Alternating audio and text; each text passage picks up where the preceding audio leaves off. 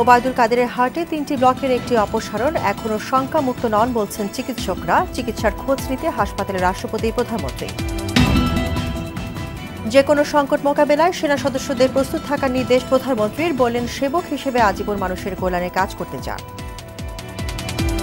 অভ্যন্তরীণ কিংবা বাহ্যিক যে কোনো হুমকি মোকাবেলায় সদা প্রস্তুত থাকতে হবে। ডাকসু নির্বাচনে প্রার্থীদের চূড়ান্ত তালিকা প্রকাশ, আনুষ্ঠানিক প্রচার শুরু। পরস্পরের বিরুদ্ধে নির্বাচনী আচরণবিধি লঙ্ঘনের অভিযোগ এবং বাধা উপেক্ষা করে পুরান ঢাকায় রাসায়নিক গুদাম সরাতে অভিযান। 13টি ভবনের বিদ্যুৎ গ্যাস পানি সংযোগ বিচ্ছিন্ন। চট্টগ্রামের সরকার হাটে শতাধিক অবৈধ স্থাপনা উচ্ছেদ।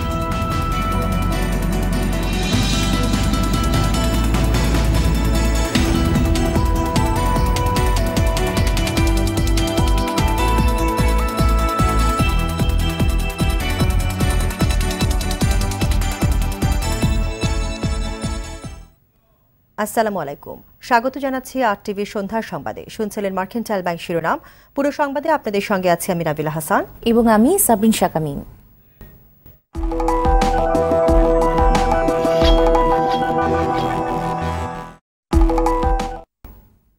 এবারে বিস্তারিত।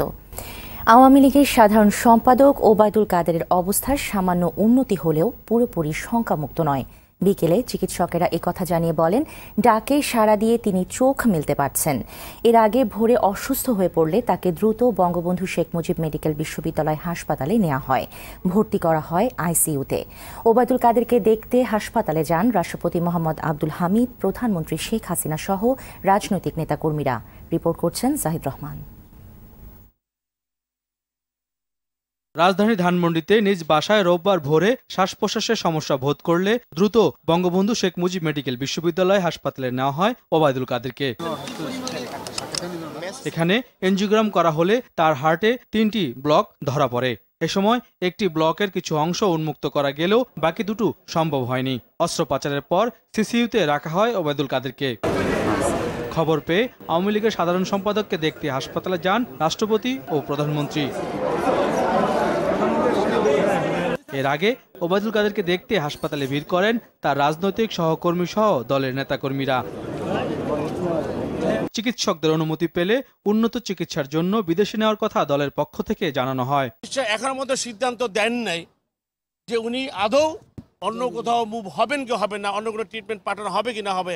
তবে অবস্থা শঙ্কামুক্ত না হওয়ায় এখন কোথাও নেওয়া সম্ভব না বলে জানিয়েছেন চিকিৎসকরা। 24 ঘন্টা থেকে 72 ঘন্টা না গেলে অবস্থা বলা যাবে না। ব্লিঙ্কিং যখন ডাকছিলেন তখন ব্লিঙ্কিং হচ্ছিল, আর মহামান্য রাষ্ট্রপতি যখন আসছেন উনি চোখ বড় করে তাকালেন, এখনো তাকালেন। আমাদের মোহাম্মদ নাসিম প্রাক্তন মন্ত্রী মহোদয় উনি যখন ডাকলেন তখনও কিন্তু উনি চোখ খুলে তাকালেন। জাহিদ রহমান, RTV, ঢাকা। দর্শক, এই মুহূর্তে বঙ্গবন্ধু শেখ মুজিব মেডিকেল বিশ্ববিদ্যালয়ে আছেন সহকর্মী জুবায়ের সানি, সেখান থেকে সরাসরি যুক্ত হচ্ছেন তিনি। সানি, আওয়ামী লীগ সাধারণ সম্পাদকের শারীরিক অবস্থার বিষয়ে আপনার কাছে সবশেষ কি তথ্য আছে?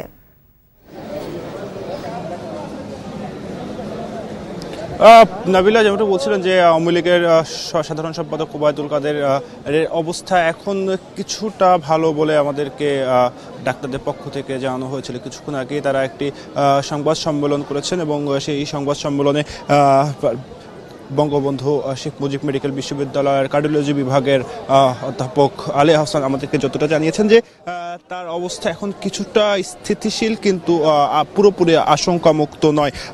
আগামী 72 ঘন্টা পরে আসলে তার পুরোপুরি অবস্থা বোঝা যাবে যে তার কি হচ্ছে। এবং তিনি এখন আমাদেরকে যতটা জানিয়েছেন, যখন প্রধানমন্ত্রী শেখ হাসিনা এবং রাষ্ট্রপতি এখানে এসেছিলেন তখন তিনি তাদের ডাকে সাড়া দিয়েছেন এবং তার যে হার্টবিটের ওঠানামাটা ছিল সেটিও এখন মোটামুটি স্থিতিশীলই বলা চলে। এবং আমরা তাদেরকে জিজ্ঞেস করেছিলাম যে তাকে আসলে বিদেশে নেওয়ার মতো পরিস্থিতি তৈরি হয়েছে কিনা, কিন্তু ডাক্তারদের পক্ষ থেকে বলা হয়েছে যে যেহেতু এখনো তিনি পুরোপুরি সুস্থ নন, তো তাকে এখনো বিদেশে নেওয়ার মতো পরিস্থিতি তৈরি হয়নি। কিন্তু আপনার মাধ্যমে একটু দর্শকদেরকে জানিয়ে রাখি যে সিঙ্গাপুরের মাউন্ট এলিজাবেথ হাসপাতালের একটি প্রতিনিধি দল আসছে চিকিৎসকদের, এবং তারা যদি তাদেরকে এই ব্যাপারটা ইনশিওর করে যে ওবায়দুল কাদেরকে সিঙ্গাপুরে নেওয়ার মতো অবস্থা তাদের রয়েছে এবং তারা বিমানে সেই সাপোর্টটি দিতে পারবে যদি যে কোনো ধরনের ক্রিটিক্যাল সিচুয়েশনে, তাহলে তাদের আপত্তি থাকার কথা নয় বলে তারা আমাদেরকে জানিয়েছে। কিন্তু এখন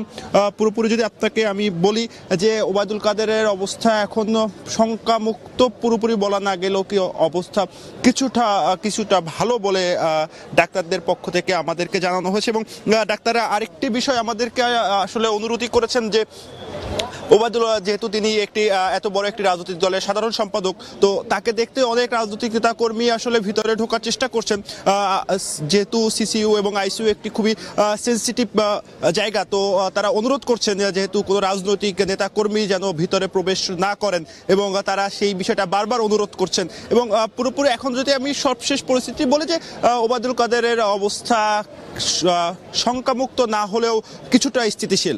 নাবিলা, ধন্যবাদ সানি আপনাকে। সংকট মোকাবিলার পাশাপাশি জাতীয় পতাকার মর্যাদা রক্ষায় যে কোনো ত্যাগ স্বীকারে প্রস্তুত থাকতে সেনা সদস্যদের নির্দেশ দিয়েছেন প্রধানমন্ত্রী শেখ হাসিনা। সকালে রাজশাহী সেনানিবাসে বাংলাদেশ ইনফ্যান্ট্রি রেজিমেন্টের 4 বীরের জাতীয় পতাকা প্রদান অনুষ্ঠানে তিনি বলেন, শাসক নয় সেবক হিসেবে মানুষের কল্যাণে কাজ করতে চায় তার সরকার। রুহুল আমিন তুহিনের report. Bangladesh infantry regiment of the millennium হিসেবে 2001 সালে রাজশাহীতে যাত্রা শুরু করে। সেই রেজিমেন্টের কন্টিনজেন্টকে পতাকা প্রদান অনুষ্ঠানে যোগ দেন প্রধানমন্ত্রী শেখ হাসিনা। শুরুতেই রাজশাহী সেনানিবাসে শহীদ কর্নেল আনিস প্যারেড গ্রাউন্ডে প্যারেড পরিদর্শন করেন সরকার প্রধান। পরে অভিবাদন মঞ্চে দাঁড়িয়ে রেজিমেন্টের সদস্যদের কুচকাওয়াজ ও অভিবাদন গ্রহণ করেন প্রধানমন্ত্রী। বাংলাদেশ ইনফ্যান্ট্রি রেজিমেন্টের 7, 8, 9 ও 10 নম্বর কন্টিনজেন্টকে একে একে পতাকা তুলে দেন প্রতিরক্ষা মন্ত্রী ও প্রধানমন্ত্রী শেখ হাসিনা। দেয়া হয় রাষ্ট্রীয় সালাম। দিক নির্দেশনামূলক বক্তব্যে সর্বোচ্চ পেশাদারিত্ব বজায় রেখে দায়িত্ব পালন করার তাগিদ দেন সরকার প্রধান। কর্মদক্ষতা, কঠোর অনুশীলন এবং কর্তব্যনিষ্ঠার স্বীকৃতি হিসেবে যে পতাকা আজ আপনারা পেয়েছেন তার মর্যাদা রক্ষার জন্য যে কোনো ত্যাগ স্বীকারে আপনারা সদা প্রস্তুত থাকবেন। পেশাদারিত্বের কাঙ্ক্ষিত মান অর্জনের জন্য আপনাদের সকলকে দক্ষ, সামাজিক, ধর্মীয় মূল্যবোধে উদ্বুদ্ধ হয়ে সৎ এবং মঙ্গলময় জীবনের অধিকারী হতে হবে। পবিত্র সংবিধান ও দেশ মাতৃকার সার্বভৌমত্ব রক্ষার জন্য আপনাদের ঐক্যবদ্ধ থেকে আভ্যন্তরীণ কিংবা বাহ্যিক যে কোনো হুমকি মোকাবেলায় সদা প্রস্তুত থাকতে হবে। সশস্ত্র বাহিনীর উন্নয়নে তার সরকারের অবদানের কথা তুলে ধরে নিজ রাজনৈতিক দর্শন সামনে আনেন বঙ্গবন্ধু কন্যা। আমাদের সরকার শাসক হিসেবে নয়, জনগণের সেবক হিসেবে আমরা দেশ পরিচালনা করে যাচ্ছি। জনগণের সেবা করার জন্য আপনাদের সার্বক্ষণিক সহযোগিতা পেয়েছি। বর্তমান সরকার রাষ্ট্র পরিচালনার সময় যখনই প্রয়োজন হবে তখনই সেনাবাহিনী জনগণের পাশে এসে দাঁড়াবে, এটা আমার দৃঢ় বিশ্বাস। আনুষ্ঠানিকতার শেষে রেজিমেন্ট সদস্যদের পরিবেশনায় লাঠি খেলা উপভোগ করেন সরকার প্রধান। জাতীয় পতাকা অর্জন যে কোনো ইউনিটের জন্য বিরল গৌরবের বিষয়। অর্জিত এই গৌরবের ধারাবাহিকতায় সশস্ত্র বাহিনীর সদস্যরা জাতীয় পতাকার মর্যাদা, সার্বভৌমত্ব ও স্বাধীনতা রক্ষায় সর্বদা সচেষ্ট থাকবেন এমন প্রত্যাশা প্রধানমন্ত্রী শেখ হাসিনার। রুহুল আমিন তুহিন, RTV, রাজশাহী সেনানিবাস, রাজশাহী। ডাকসু ও হল সংসদ নির্বাচনে প্রার্থীদের চূড়ান্ত তালিকা প্রকাশ করেছে বিশ্ববিদ্যালয় প্রশাসন। বিকেল 5টায় বিশ্ববিদ্যালয়ের ওয়েবসাইটে প্রার্থীদের চূড়ান্ত তালিকা প্রকাশ করা হয়। এর পরপরই আনুষ্ঠানিক প্রচারণায় নামেন ছাত্র সংগঠনগুলোর নেতাকর্মীরা। তবে এরই মধ্যে একে অপরের বিরুদ্ধে নির্বাচনী আচরণবিধি লঙ্ঘনের অভিযোগ তুলেছেন। বিস্তারিত জানাচ্ছেন সোহেল রানা। 28 বছর পর ডাকসু ও হল সংসদ নির্বাচন, ক্যাম্পাসে তাই নির্বাচনী আমেজ।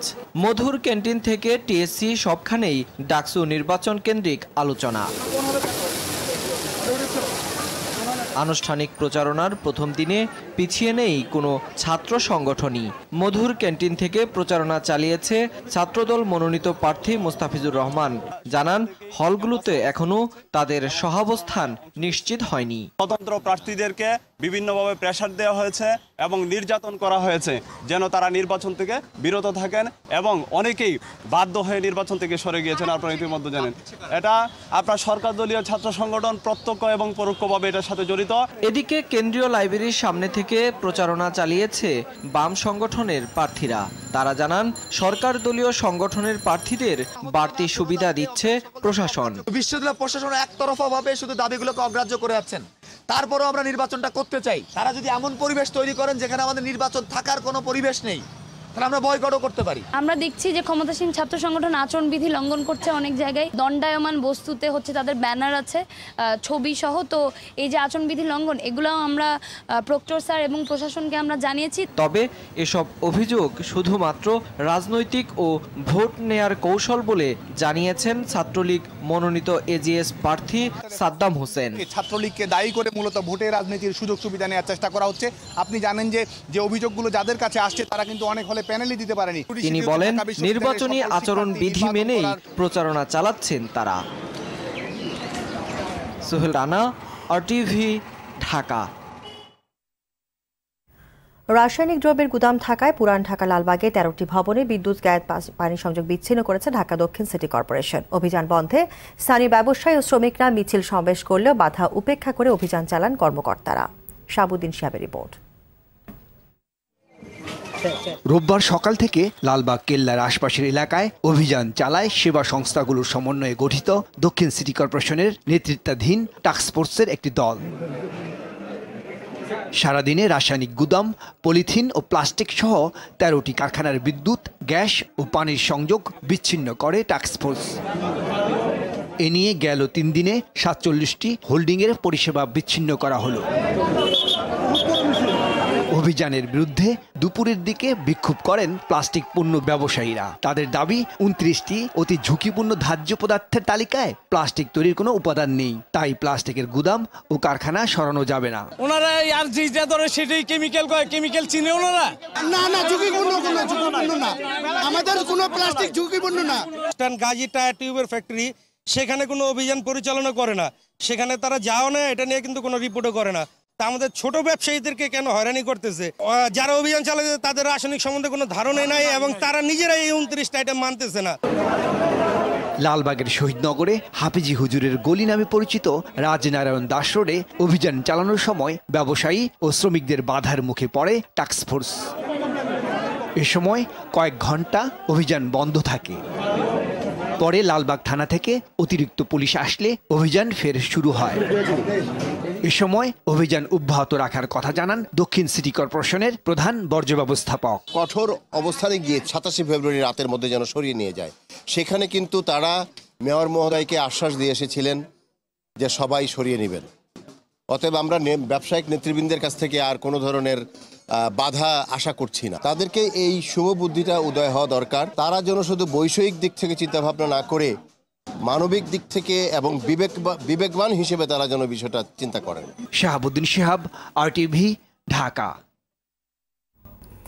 এদিকে পুরান ঢাকা থেকে রাসায়নিক কারখানা সরাতে কোনো ছাড় দেয়া হবে না বলে হুঁশিয়ার দিয়েছেন স্বরাষ্ট্রমন্ত্রী আসাদুজ্জামান খান কামাল। সচিবালয়ে 25 ও 26 মার্চের নিরাপত্তা নিয়ে সভা শেষে সাংবাদিকদের কথা বলেন তিনি। স্বরাষ্ট্রমন্ত্রী জানান, পুরান ঢাকায় যাতে কোনো রাসায়নিক ও দাহ্য পদার্থের গুদাম বা কারখানা না থাকে সে বিষয়ে নীতিমালা তৈরি করা হচ্ছে।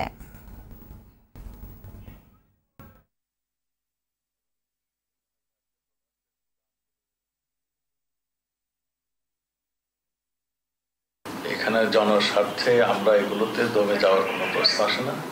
এখানে মেয়র মহোদয় একটা সিদ্ধান্ত দিবেন যে কিভাবে তিনি তার নগরে কোথায় কোনটা রাখবেন সেটা রাখবেন। আমাদের জাতীয়ভাবে আমরা নির্দেশনা দিয়ে যাচ্ছি, তা আমরা এই ব্যাপারে খুবই সিরিয়াস। একটা নীতিমালা তৈরি করে সেটা যাতে সুষ্ঠুভাবে মানে সবাই, সেই জন্য উদ্যোগ গ্রহণ করা হবে।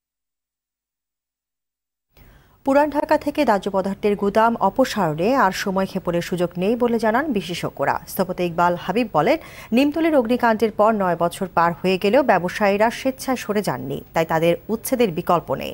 অন্যদিকে ব্যারিস্টার জ্যোতির্ময় বড়ুয়া জানান, প্রচলিত আইনে আবাসিক এলাকায় দাহ্য পদার্থের ব্যবসার কোনো সুযোগ নেই। তারপরও যেসব প্রতিষ্ঠান পুরান ঢাকায় রাসায়নিকের ব্যবসার অনুমোদন দিয়েছে তাদের বিরুদ্ধে ব্যবস্থা নিতে হবে। সেলিম মালিকের রিপোর্ট। রাজধানীর অন্যতম ঘনবসতিপূর্ণ এলাকা পুরান ঢাকায় বাসাবাড়ির সাথে গড়ে উঠেছে কারখানার গুদাম। নিয়মনীতির তোয়াক্কা না করে গড়ে ওঠা এমনই এক রাসায়নিক গুদামে আগুন লেগে 2010 সালে প্রাণ হারায় 124 জন। সিদ্ধান্ত হয় পুরান ঢাকা থেকে রাসায়নিক কারখানা স্থানান্তরের। এরপর 9 বছর কেটে গেলেও কার্যকর ব্যবস্থা নেওয়া যায়নি। গত 20 ফেব্রুয়ারি রাতে চকবাজারে রাসায়নিকের আগুনে কেড়ে নেয় আরও 71টি তাজা প্রাণ। আবারও কারখানা অপসারণের বিরুদ্ধে রাস্তায় নামে কিছু স্থানীয়। সময়টা দিচ্ছেন না, তারা কথাই শুনতে চাচ্ছেন না। নগরবিদ ইকবাল হাবিব বলেছেন, এবার আর পিছু হটার উপায় নেই, সব বাধা উপেক্ষা করে উচ্ছেদ অব্যাহত রাখতে হবে। অবশ্যই কেমিক্যালের ব্যবসা, কেমিক্যাল শিল্প, কেমিক্যালের মজুদ বসতবাটি থেকে উচ্ছেদ করতে হবে। শুধুমাত্র যিনি ব্যবসা করলেন তিনি নয়, তাকে যিনি ভাড়া দিলেন, মদত দিলেন, সহ্য করলেন অথবা চেয়েও দেখেও না দেখার ভান করলেন, তারা প্রত্যেকে এর দায় নিতে হবে। পুরান ঢাকায় রাসায়নিকের ব্যবসা টিকে যাওয়ার পেছনে অনুমোদন দেওয়া সরকারি প্রতিষ্ঠানগুলোকে দায়ী করেন এই আইনজীবী।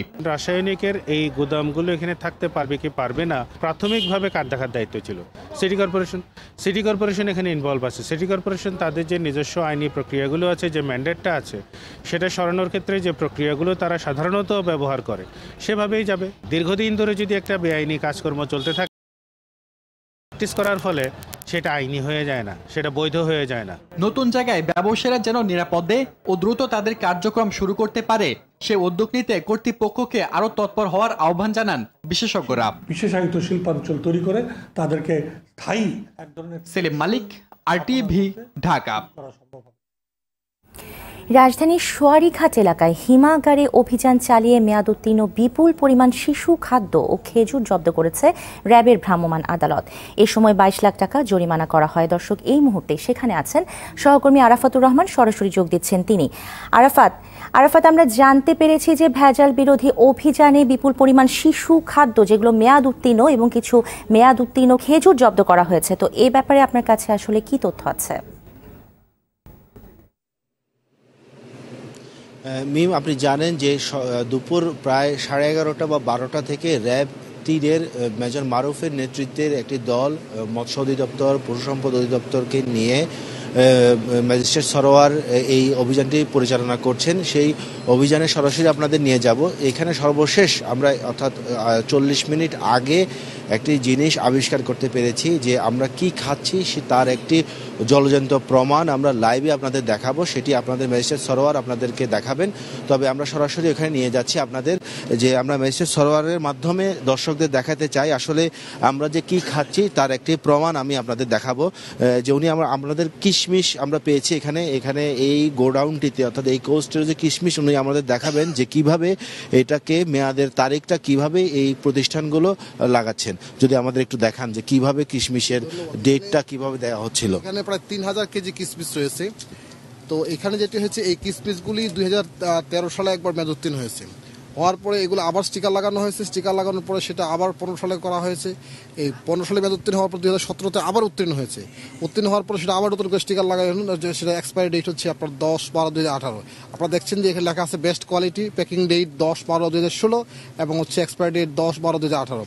আমি যদি এই প্যাকেটে টান দেই, আপনি দেখেন যে এর নিচে কিন্তু আসলে ডেটটি বেরিয়ে আসতেছে, যে এই যে প্রোডাকশন ছিল 3/3/2015 এবং এক্সপায়ার ছিল 17। এবং এইটার নিচে কিন্তু আপনার আরেকটি স্টিকার আছে, আমরা অন্যান্য প্যাকেটগুলোতে খুলে দেখেছি যেগুলো 13 সালে এক্সপায়ার। এরকম করে আপনার 3বার প্যাকেট চেঞ্জ করা হয়েছে আপনার হচ্ছে যে মেয়াদ উত্তীর্ণ হওয়ার পরে। এবং আপনারা দেখছেন যে এইখানে যে কিশমিশগুলো আছে এগুলির মান এত খারাপ হয়ে গিয়েছে যে এইগুলি কোনো মানুষ খেলে পরে তার ইনস্ট্যান্টলি হওয়ার সম্ভাবনা রয়েছে। এবং আজকে এখান থেকে আমরা 3000 মনের উপরে কিন্তু খেজুর আমরা জব্দ করছি, যেগুলি আরও 7 থেকে 8 মাস আগে মেয়াদ উত্তীর্ণ হয়েছে। পাশাপাশি এখানে বেশ কিছু লবঙ্গ সহ অন্যান্য আইটেম জব্দ করেছি, যেগুলো আজ থেকে আরও প্রায় 1.5 বছর আগে এক্সপায়ার হয়ে গেছে। মূলত এই অপরাধের কারণে এখন পর্যন্ত 35 লক্ষ টাকা জরিমানা আদেশ করা হয়েছে। আর বাকি কয়েকজন আমাদের কাছে আটক আছে, আমরা এক্সামাইন করছি, এখনো আদেশ দেইনি। এইখানে আসলে এই কোল্ড স্টোরেজটি 6 তলা বিশিষ্ট। আমরা এতক্ষণ পর্যন্ত অর্থাৎ 12টা থেকে 6টা পর্যন্ত 3 তলা পর্যন্ত কাজ শেষ করা গেছে। এটি র্যাবের ম্যাজিস্ট্রেট তার অভিজ্ঞতায় বলছেন যে এটি হয়তো এই কাজ শেষ করতে আজকে সারা রাত লেগে যেতে পারে। তবে এখনো পর্যন্ত আমরা শিশু খাদ্য, চকলেট, লবঙ্গ, ম্যাজিস্ট্রেট যেটি বললেন লবঙ্গ সহ। ধন্যবাদ আরাফাত আপনাকে। দর্শক, এতক্ষণ সোয়ারিঘাট এলাকা থেকে ভেজাল বিরোধী অভিযানের খবর জানাচ্ছিলেন সহকর্মী আরাফাতুর রহমান। চট্টগ্রাম খাগড়াছড়ি সড়কের হাটহাজারী উপজেলার সরকার হাটে অবৈধ স্থাপনা উচ্ছেদ করেছে প্রশাসন। অভিযানে শতাধিক পাকা স্থাপনা গুঁড়িয়ে দেওয়া হয়, উদ্ধার করা হয় 4 একর জায়গা। সকালে হাটহাজারী উপজেলা নির্বাহী কর্মকর্তা রুহুল আমিনের নেতৃত্বে অভিযান শুরু হয়। ইউএনও জানান, কিছু প্রভাবশালী ব্যক্তি সড়ক ও জনপথ বিভাগের জায়গা দখল করে স্থাপনা নির্মাণ করে। তাদের সরে যেতে নোটিশও দেওয়া হয়েছিল। নির্ধারিত সময় শেষে অভিযান শুরু করেন তারা। 2 সপ্তাহ পর আবারও অভিযান পরিচালনার কথা জানান রুহুল আমিন। আমাদের সংগ্রাম চলবেই চলবে, জনতার সংগ্রাম চলবে, জনতার সংগ্রাম চলবে। অগ্নিঝরা মার্চের খবর। ৭১ ৩ মার্চ পল্টন ময়দানে স্বাধীন বাংলা কেন্দ্রীয় ছাত্র সংগ্রাম পরিষদের সমাবেশ থেকে প্রথম স্বাধীনতার ইশতেহার পাঠ করা হয়। ইশতেহারে স্বাধীনতার ঘোষণা, সশস্ত্র মুক্তিযুদ্ধের আহ্বান, জাতীয় পতাকা এবং জাতীয় সঙ্গীতের অনুমোদন সহ নানা কর্মসূচি ঘোষণা করা হয়। উপস্থিত লাখো জনতা ইশতেহারকে অনুমোদন দেন। এদিন ঢাকা সহ সারা দেশে মিছিল করে স্বাধীনতাকামী বাঙালিরা। পল্টনে ছাত্র সংগ্রাম পরিষদের সমাবেশে বঙ্গবন্ধু শেখ মুজিবুর রহমান অসহযোগ আন্দোলন ও লাগাতার হরতালের ডাক দেন। সেই সঙ্গে দাবি জানান সামরিক আইন প্রত্যাহার করে জনপ্রতিনিধিদের কাছে ক্ষমতা হস্তান্তরের। এদিন বঙ্গবন্ধু 6 মার্চ প্রতিদিন সকাল 5টা থেকে দুপুর 2টা পর্যন্ত হরতালের ডাক দিয়ে সব দাবি মেনে নিতে ইয়াহিয়াকে 7 মার্চ পর্যন্ত সময় বেঁধে দেন। সৌদি আরব থেকে নির্যাতনের শিকার হয়ে ফিরলেন আরও 61 জন নারী। শনিবার রাত 10টায় সৌদি এয়ারলাইন্সের একটি ফ্লাইটে দেশে ফেরেন তারা। গৃহকর্মী হিসেবে সৌদি আরবে গিয়ে এসব নারী নিয়োগকর্তার কাছে নির্যাতনের শিকার হয়ে ইমিগ্রেশন ক্যাম্প ও বাংলাদেশ দূতাবাসের সেফ হোমে আশ্রয় নিয়েছিলেন। বেসরকারি উন্নয়ন সংস্থা ব্র্যাকের সহায়তায় তাদের দেশে ফেরত আনা হয়েছে। ভুক্তভোগীরা জানান, শারীরিক এবং মানসিকভাবে তাদের নির্যাতন করত মালিকরা। একটা আছে সুলতানা নাম, ওর মায়েরা দাগ দাগ করে দিছে। আমরা অনেক কষ্ট করছি, আমরা ও মেয়েরা ভালো বানালা যে বাংলাদেশে আনালা। আর একটা মেয়ে হসপিটাল আছে, চুলমুল পুরা পাগল। রাজধানী জোয়ার-সাহারায় সড়ক দুর্ঘটনায় নিহত কলেজ ছাত্র আদনান তাসিন হত্যার প্রতিবাদে মানববন্ধন করেছেন শিক্ষার্থীরা। সকালে শেওড়ানীকুঞ্জ এলাকায় বিমানবন্দর সড়কে বিক্ষোভ করেন তারা। এ সময় সড়কে শৃঙ্খলা না ফিরে আসায় একের পর এক দুর্ঘটনা ঘটছে মন্তব্য করে অবিলম্বে দোষীদের শাস্তির আওতায় আনার দাবি জানান মানববন্ধনে অংশ নেওয়া নিরাপদ সড়ক চাইয়ের চেয়ারম্যান ইলিয়াস কাঞ্চন। হত্যার জন্য সিটি কর্পোরেশনের ফুটওভার ব্রিজ সরানোকে দায়ী করেন বিক্ষোভকারীরা। ফুটওভার ব্রিজটি সরিয়ে নেওয়া দীর্ঘদিন ধরে জীবনের ঝুঁকি নিয়ে রাস্তা পারাপার হচ্ছেন স্থানীয় ও শিক্ষার্থীরা। গেল 11 ফেব্রুয়ারি বিমানবন্দর সড়কের শেওড়া এলাকায় রাস্তা পার হতে গিয়ে প্রাণ যায় কলেজ ছাত্র আদনানের।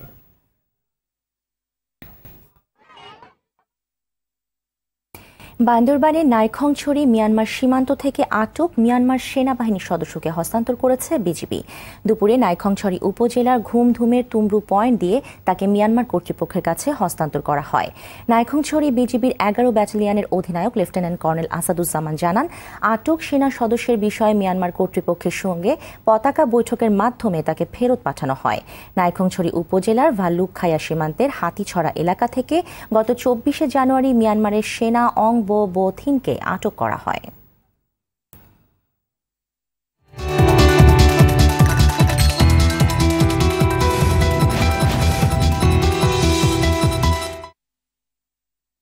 মধুমতি ব্যাংক বাণিজ্য সংবাদ।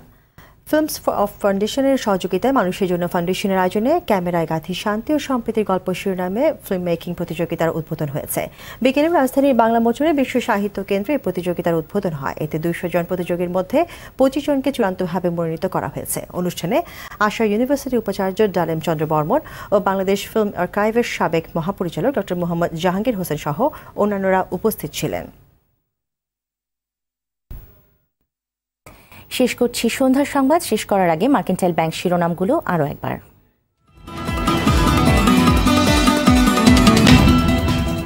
ওবায়দুল কাদেরের হার্টে 3টি ব্লকের একটি অপসারণ, এখনও শঙ্কামুক্ত নন বলছেন চিকিৎসকেরা। চিকিৎসার খোঁজ নিতে হাসপাতালে রাষ্ট্রপতি, প্রধানমন্ত্রী।